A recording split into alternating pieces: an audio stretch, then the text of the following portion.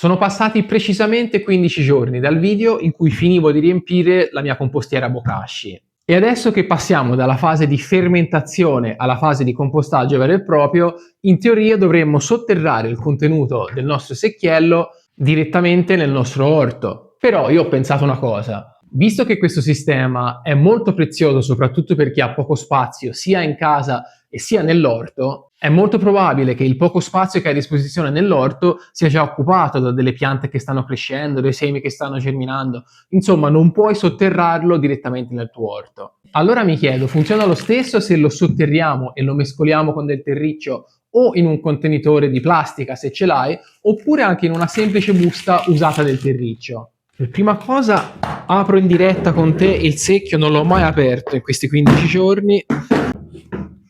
Questa è la situazione, non mi sembra che sia cambiato molto in realtà. L'unico odore che sento è quello dei microrganismi. Procediamo a mettere un po' di terriccio sul fondo. È evidente che della terra, diciamo, viva dall'orto sarebbe meglio, ma visto che sto dando per scontato che il tuo orto sia in funzione o comunque non puoi né sotterrare niente né prelevare niente, voglio fare una prova proprio in questo senso, quindi semplicemente usando del terriccio.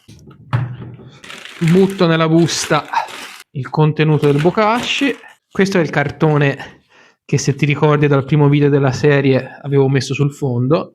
Adesso finiamo di ricoprire con il terriccio.